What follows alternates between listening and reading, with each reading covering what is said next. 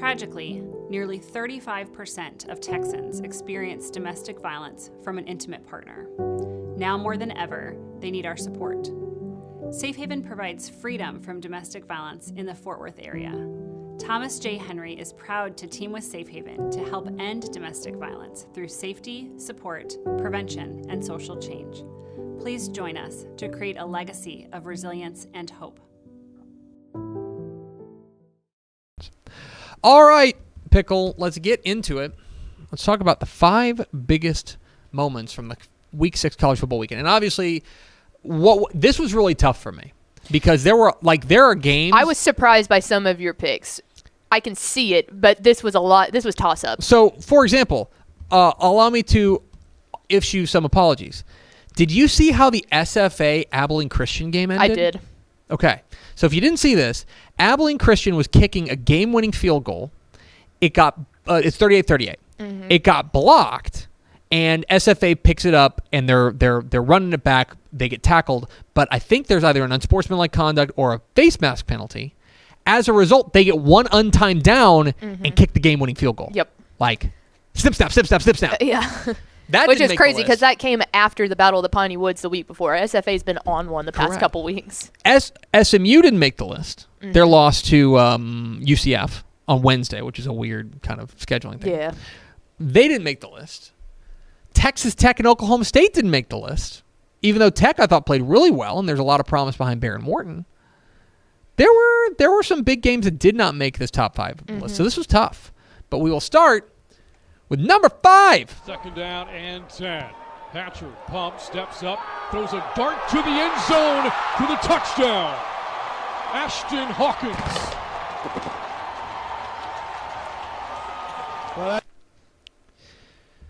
Lane Hatcher's big night sparks Texas State's upset of App State.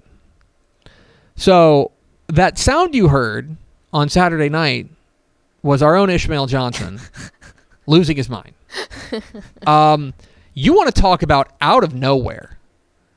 Texas State has looked, quite frankly, pretty bad throughout the course of the season. They entered this game as 19-point underdogs. Mm-hmm. And I will be darned if they didn't come out and play easily the best game of the Jake Spavital era. Mm-hmm. The offense was excellent in this game, especially in the first half. Lane Hatcher played his best game as Texas State as a Bobcat. Ashton Hawkins, who caught that touchdown pass there, was exceptional in this game. The offensive line held up, which has been a big bugaboo for them. And the defense really shut down App State. They forced a pair of turnovers, and they really held them in check, especially on the ground.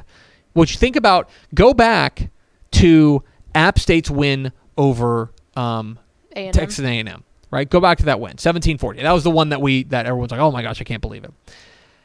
App State they ran the ball 52 times for 181 yards. Only 3.5 yards a carry, but they were effective doing it.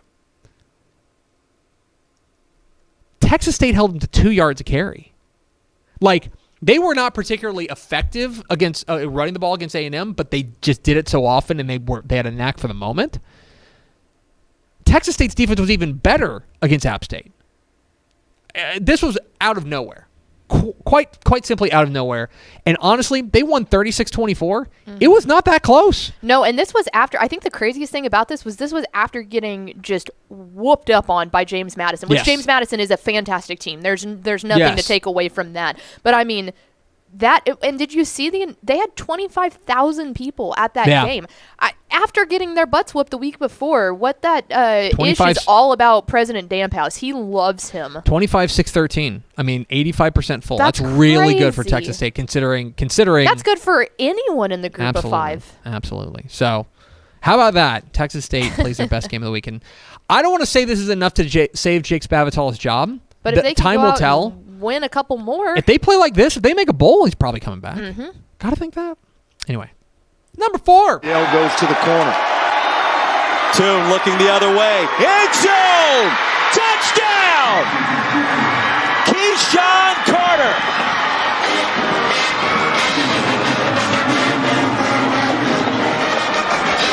The Cougars have never led tonight, an extra point away from doing exactly that and stealing a game on the road.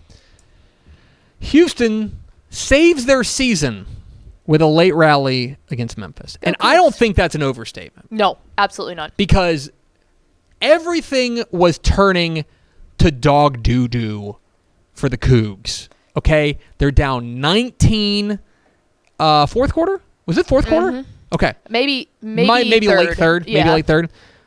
They were down and down bad in this game. And it looked like we were thinking, I mean, and I want you to think about what happens if they lose this game. At that point, they would be 2-4. They'd be 0-2 in conference. They would have just lost back-to-back conference games against Tulane and Memphis. And they're going into an open date. Yeah, they scored 26 points in the fourth quarter. 26. I want you to think about what this week is going to be like in Houston, in the third ward, if they lose this game. Everything is going to be about Holgorsen. Everything is going to be, the locker room could split. It really starts coming apart at the seams.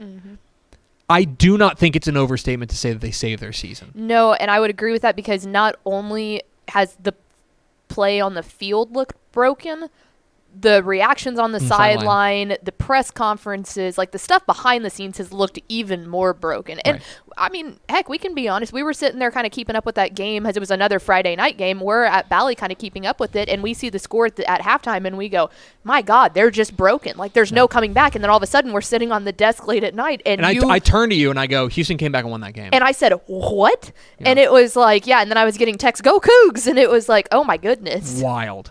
Absolutely wild. And so, especially on the road too, that's a big win on the road.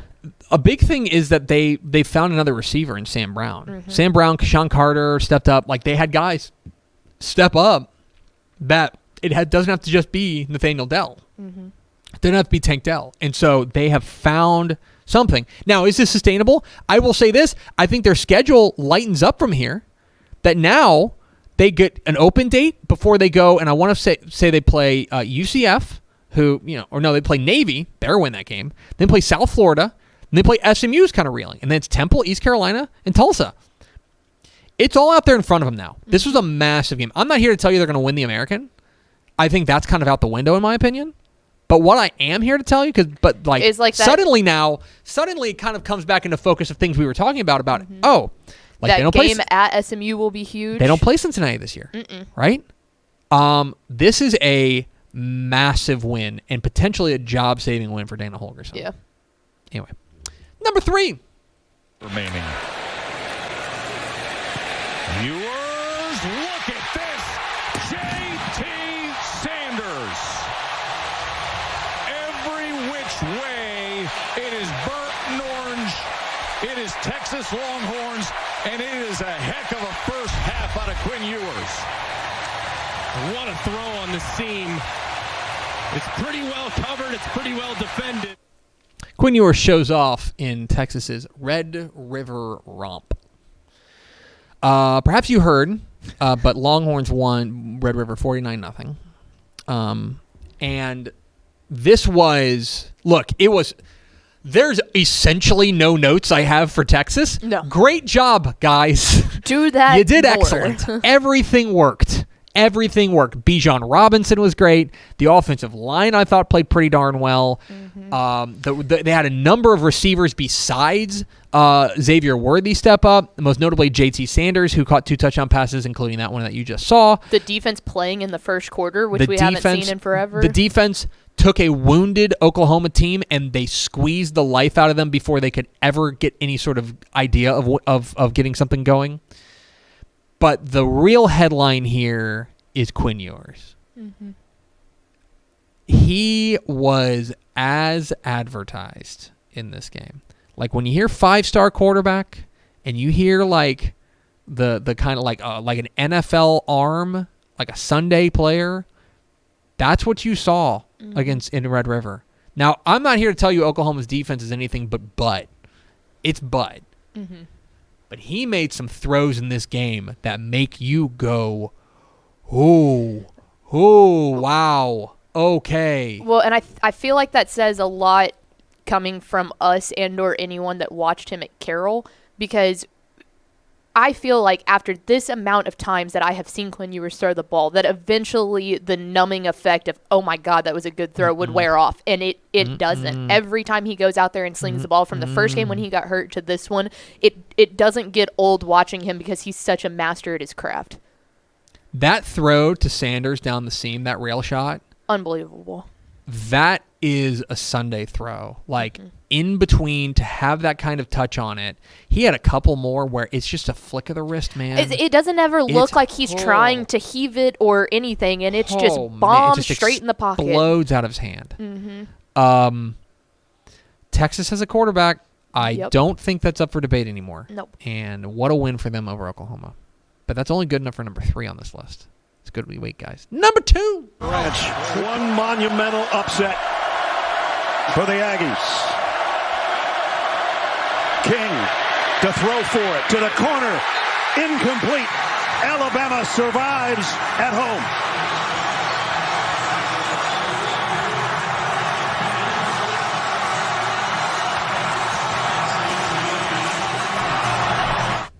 Questionable play call costs A&M a shot at a Bama upset. So let's start with the positives here, because there's been a lot of ragging on A&M recently, and I want to start with the positives here. I think there's a lot of good to take from this game. I think that the defense showed out. I thought that they had a number of freshmen step up. Evan Stewart is that dude. He's him. They had a couple of guys, especially on the defensive side, step up and make plays. Their defense kept them in it. There's a lot of positives for A&M to take from this game. This is gonna sting. But there's a lot of positives, and I want to start with that. Now, let's also call a spade here. Yes. Alabama's on their backup quarterback, freshman Jalen Milroe. Shout out Katie Tompkins. And every one of A&M's points came off of a turnover, I believe. There were 2 forced fumbles, or I want to say Jalen Milroe fumbled twice. I want to say that they had another interception. Like, they won the turnover margin 4-1. Okay, a lot of things went right for A&M in this game. Okay, now to pull an upset, you gotta have things go right. They don't need to apologize for that. They forced a number of those issues. Defense played very well. They were +3 in the turnover margin, and Alabama's kicker got a case of the yips and hooked 2 field goals that otherwise would have made this kind of a non-issue type game. There were a couple of moments in this game where I think you can squarely point to Jimbo Fisher and say, what are we doing here? There were 2 in particular. One of them, I want to go back to, and this is one that I don't think anybody's really talking about. So A&M gets the ball back with no timeouts in that late in the game, but before that, on the play before that, they are, or a couple plays before that, or a couple drives before that, they are driving down the field, and A&M, I believe, has something along the lines of like 4th and 2, and they decide to kick a field goal. But not until after they call a timeout. And I'm like, what are we doing here? Like, let's manage the clock here. You're going to need these timeouts to make a comeback here. Like, that pulled it within 24-17, but like that timeout could be pretty useful. Right? Like, to me, you're either going to go for it on 4th and 2 or you're not. That's just it, right? You go for it or not. So, that's one of them. And then there's that last play. There's the last play. Now, there's been a lot made of that. And Mike Craven disagrees with me, and that's okay. People can have different opinions. In a situation like that, I think you're thinking players, not plays. I think you're thinking, who do I want to get the ball to? And to me, as good as Evan Stewart has been, it takes 2 to tango. Evan Stewart's been your best player, but at the same time, you're asking a battered and now perhaps injured Haynes King to make a throw. What I don't like about that play call is the limited options you have. I was just going to say, there was no one in the fatty part of the end zone. It was all outside. It's a one route pattern. It's a one route pattern. You were going for that corner route. There was a curl up into the corner, and there was no You were going to ride or die with that. Mm-hmm. You were going to ride or die with that. And there's no margin for error. The timing has to be perfect. The route has to be perfect. The throw has to be perfect. And all of them. And you could tell that because Haynes never really scanned anything else. And one of my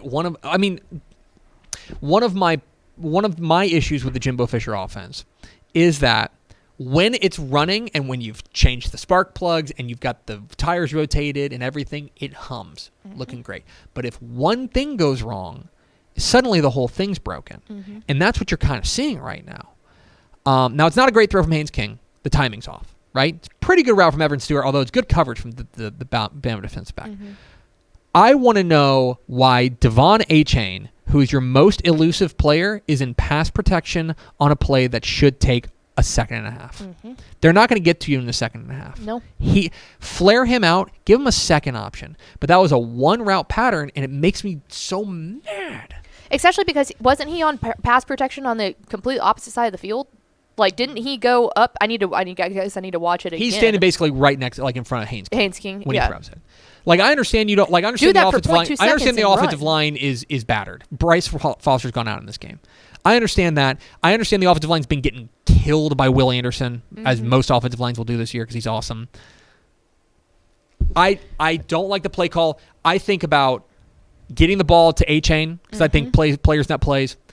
I think about at least running maybe like a rub route. Give someone a second option. Dare the official to throw an offensive pass interference call. Like, dare him, run a rub route. That's a 2-point conversion. You should have 15 of those plays.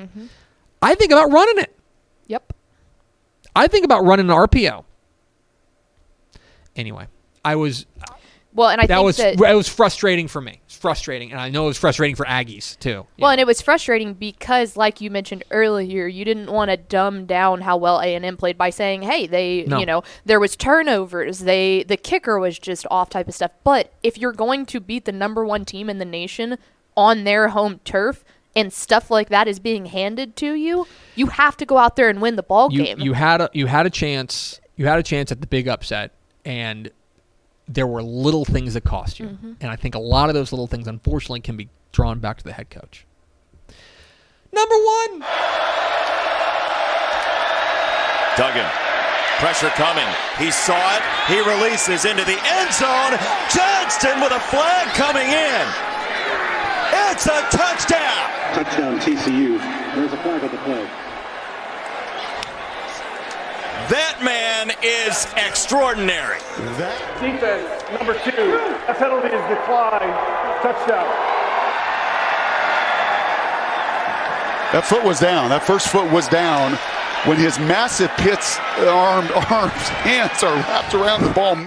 Duggan to Johnston pushes perfect frogs past Kansas. Excellent uniforms by TCU that game, by the way. And terrible uniforms from Kansas. Yes. They're not red. No.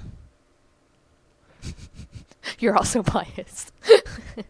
If there's one team you're biased with, it's the Jayhawks. That is a ridiculous star-making play from Quentin Johnston in a ridiculous star-making game from Quentin Johnston. He was the best player on the field, and it wasn't close. He was the best player on the field when Jalen Daniels wasn't hurt. He was the best player on the field. That is a Sunday player. That is a first-round receiver. That is nuts what he was doing.